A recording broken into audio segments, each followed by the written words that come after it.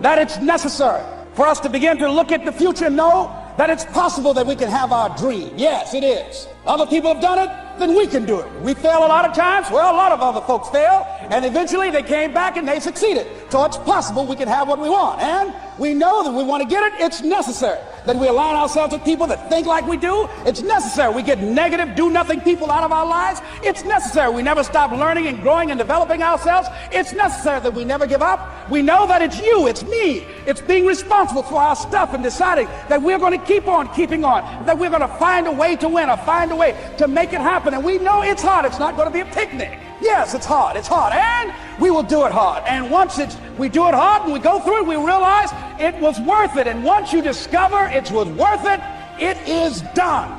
It's done. Done, ladies and gentlemen, before it happens. Well, here's what I'm suggesting to you. That when you're working, you have a wall to break through. Let's say a friend of mine he runs a marathon, and he says, when he's running the 26-mile marathon, he said, let's say that hypothetically, that 18th mile is the wall. He said, Les, when you get there and you're running, he says, everything in you is telling you to stop, to give up. Every muscle is aching, and you're saying to yourself, I can't do it. I can't do it.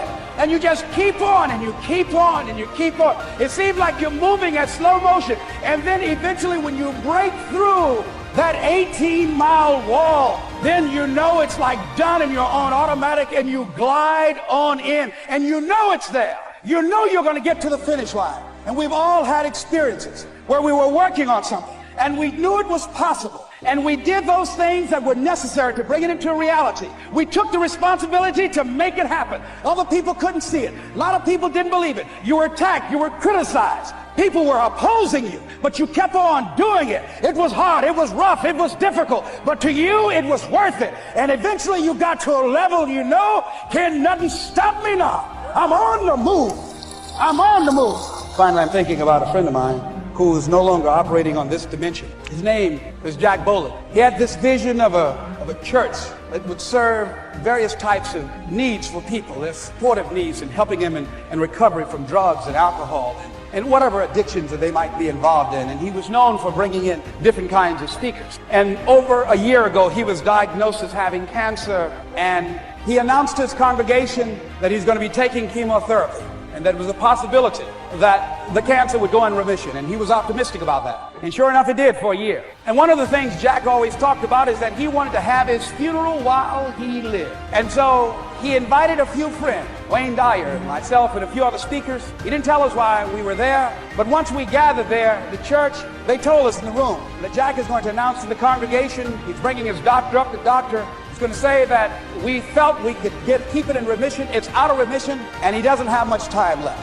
Whatever words you want to say to Jack that you would say if he had made his transition, speak those words now. Well, we were shocked and we were somewhat stunned until Jack got there. They brought him in a wheelchair, and boy, was he courageous, and he had a strong smile, and they helped him up the steps, and he sat behind the podium, and each of us got up and we said a few things about Jack and the impact that he made on our lives. And he said, the doctor, after announcing that Jack didn't have long, he says, Doctor, he said, I accept what you say, but it's possible that does not have to be the case. But if it is, I will enjoy life to the very last breath I take, even the chemotherapy. I will enjoy that. And Jack did, ladies and gentlemen. And when they said that all of his vital organs were failing, they called his family and his close church staff to the hospital and said he's dying. And so they came and they all gathered in the room. And Jack at that time was unconscious. And he gained consciousness. And he looked at them and he said, well, what strength he had, he said, I want to thank you all for being here. You've been a great staff to me. He looked at his sons, his daughter, he said, you've been a great family. He said, don't feel sorry for me. He said, I'm ready to go. I'm looking forward to the next adventure. And he sat there for a little while, laid there, and he closed his eyes, and he lost consciousness. About an hour and a half later, he opened his eyes, and he looked at them, and he said, this is embarrassing. I'm not dead yet. They were laughing through their tears. I said, Jack, you are a character. He said, hey, I hate giving up this kind of control. So they predicted that Jack would die at the end of February. And then on the 2nd, they said, he won't see the light of day. He will be dead by morning. Ladies and gentlemen, Jack died on March 4th. And we believe that even in his dying, Jack sent his congregation a message that I want to give to you with his permission. March 4th is the day he died. We believe Jack was saying, March 4th. I learned a valuable lesson in the foundry because I used to be a foundry worker at Ford Motor Company. I'm now a spokesperson for Ford. Let me tell you how the flip went. A lot of people don't know, but in the foundry, they was making engine blocks. Engine blocks start with scrap metal. See, people, you think old cars just go away. No, they go to junkyards. Companies take this scrap metal and they melt the metal down. But it starts with scrap. They run it through a furnace, and when it gets in the furnace, they liquefy the metal. Then they take this metal and they pour it into a mold. This mold is the engine block. But when you pour it in there, it's just hot. It's just hot. It ain't nothing. And you think that you can't do nothing with that. But then something comes along and gets a hold of it. Something comes and gets a hold of it. It takes this hot piece of mess that was scrap. It lifts it. It dips it. It cools it. It refinishes it. It hardens it. And then it puts it on a conveyor belt. When it come out the conveyor belt, my job was to hit it with a sludge hammer and knock the loose flashing out. That's empty, extra metal on it. And then you have an engine block. The basic of any engine is the block. You got a cracked block, you could throw that engine away. It don't work. But the block starts from scrap metal. This really how God do it though. See, God takes scrap. All engine blocks is scrap. He takes scrap. He molds it. He pour into it. Then it come out, he cool it. He shape and he start putting stuff on it.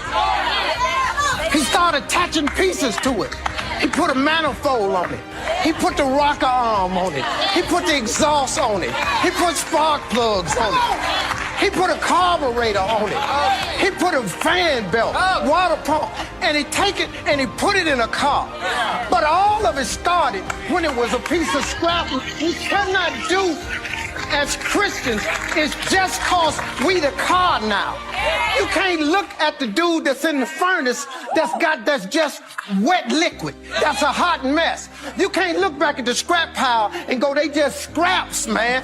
Cause what you don't understand is you got to have that scrap so you can make a block. God can put stuff on it.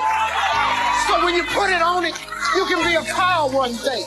Now, just as important as your long-range goals are your short-range goals. Your goals for tomorrow, next week, next month, 6 months from now. These are goals you can accomplish within the next year, the immediate future. We call these goals confidence builders. When you work hard, burn the midnight oil, and accomplish these little things, it builds your confidence to go for your long-range goals. Write down in your notebook or journal all the little things you would like to have or accomplish in the next year. How you set up this list is up to you. You might want to break it down by week or by month. Set it up in whatever way works well for you. Part of the fun of having a list is being able to check off something as obtained or completed. Every week, try to check off at least one thing on your list of short-term goals. And when you are able to check off something major, something on your list of long-range goals, celebrate. Make winning joyful. Congratulate yourself. It is very important to celebrate progress. We grow from two experiences. One is the joy of winning, and the other is the pain of losing. Here's what that also means. Make losing painful. Put it on yourself. If you set something up, fooled around,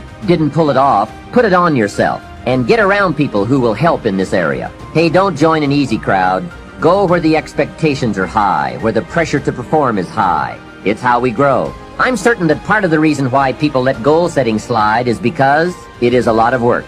As I said, you'll be constantly revising your lists of short-range and long-range goals, rearranging them, refining them, redesigning them, establishing different priorities, adding new goals, perhaps deleting others. It's interesting that so many people work hard on their job, but they don't work hard on their futures. They let that slide. Some people live such mediocre lives that at the end of the day, they don't know whether they're... Some of you are in the darkest of darkest valleys. I don't know what you're going through, but I know what you need. Hope. And I want you to know that beautiful things can come from your broken pieces when you give your broken pieces a chance. It is okay to be scared. It is okay to cry.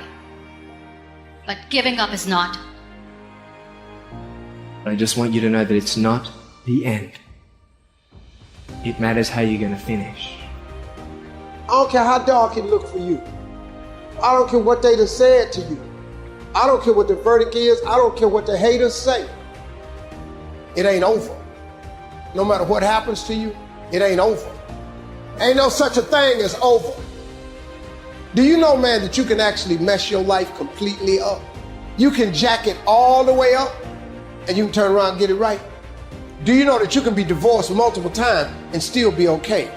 Do you understand that you cannot have a degree and still be just fine?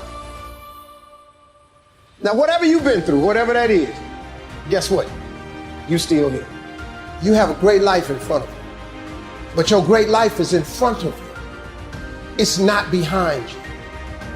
Everything you're going through is preparing you for what you ask God for.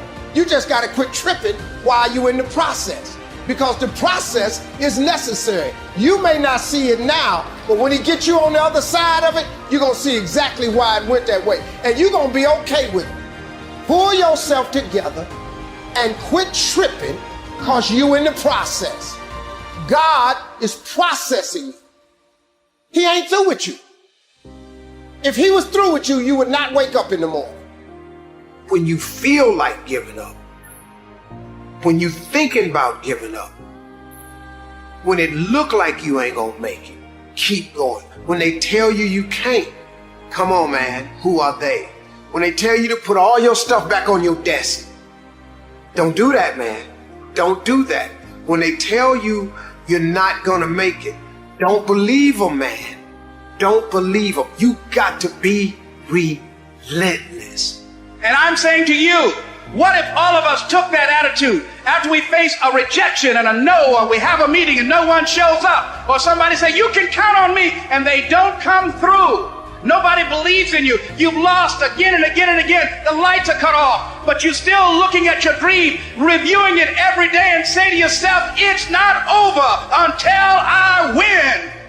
The harder the battle, the sweeter the victory. See, what you become in the process is more important than the dream. That's far more important. The kind of person you become, the character that you build, the courage that you develop, the faith that you're manifesting. Oh, it's something that you get up in the morning, you look yourself in the mirror, you're a different kind of person. You walk with a different kind of spirit. And people know that you know what life is, that you have embraced life. You knew it was hard, but you did it hard. But you did it hard. But you